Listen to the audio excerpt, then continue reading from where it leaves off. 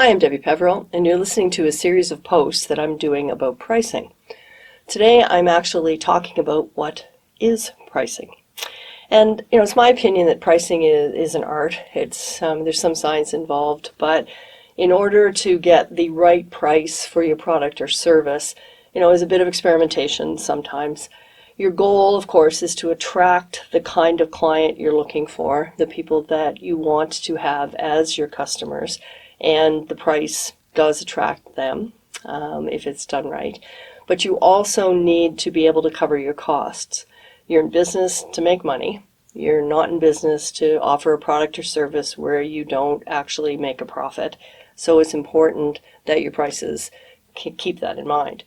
So typically, people set their prices in one of three ways. They find out what their competition's doing, they look at their own costs and attempt to cover them, or they go by what we call gut feel, or when I'm being more professional, we refer to that as their business judgment. So the first one there, the competition. If you sell a product or service that is available from others, then you can check out what other people are charging. And this can be quite straightforward. You might be able to go to your competition's website where they have a list of prices posted, or if they have a store, you can go to the store and take a look at the prices. That part might be easy. If they don't have either of those and you want to find out what your competition is charging, then you might need to enlist the help of some of your friends to go check out their various locations, or to call and ask for what the price would be for certain things. You get a couple of different people to call around and get you that information. Once you know what your competition's charging, though, there's a temptation there, particularly for new business owners, to charge less than whatever your competition is charging.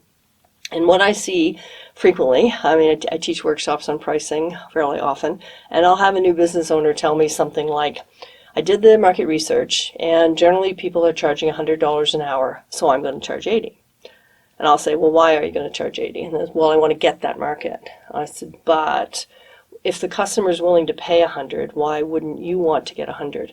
Well, I don't need to make that much. I know that I can make money at the 80, and I know that I'll be able to attract customers if I charge them less.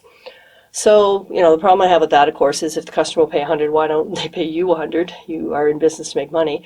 And the second thing is the idea that you're going to make money at the $80 an hour. If your competition's charging more than that, they probably know about some costs, perhaps, that you haven't considered. And what I do find is that often a new business owner hasn't thought about things like income tax and CPP. They've just looked at their own costs. They haven't thought about how they're going to have to pay tax on the profit that they're making.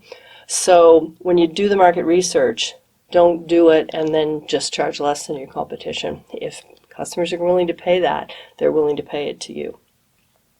Another thing to look at is your own costs, of course. Particularly important if your competition are businesses that have more buying power than you do. If you're trying to compete with Walmart or Costco, you can't match their buying power. So you are going to have to charge more than they do, because otherwise, you're going to be operating at a loss.